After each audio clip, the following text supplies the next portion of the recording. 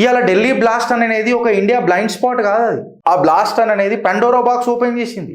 అది చిన్న లో గ్రేడ్ బ్లాస్ట్ అని అనుకుంటున్నారేమో కొంతమంది. కాదు, అదొక పెద్ద పండోరా బాక్స్ ఓపెన్ చేసింది. అది మనకు మంచిగా ఒక మల్టీ సిటీ టెర్రర్ ఆపరేషన్ని ఆపేసింది. ఈ అమోనియం నైట్రేట్ ఇన్కన్సిస్టెన్సీస్లను ఎట్లా మనం చేసుకోవాలనో చూసింది.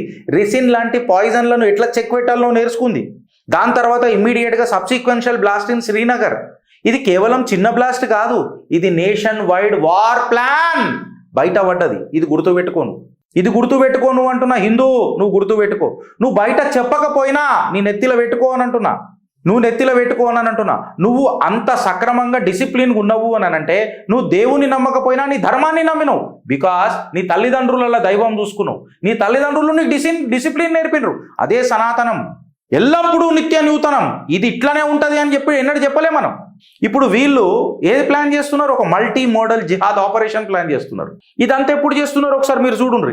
Bihar results, Putin visit, republic day వచ్చేటప్పటికి ఈ బ్లాస్ట్లు ప్లాన్ చేసే ప్రయత్నం చేస్తున్నారు. ఇది కేవలం ఒక చిన్న బ్లాస్ట్ కాదు, మన నేషన్ వైడ్ అసాల్ట్ చేసే ప్లాన్, ప్రిపేర్నెస్ దీనికి. ఇది మీరు గుర్తుపెట్టుకోండి.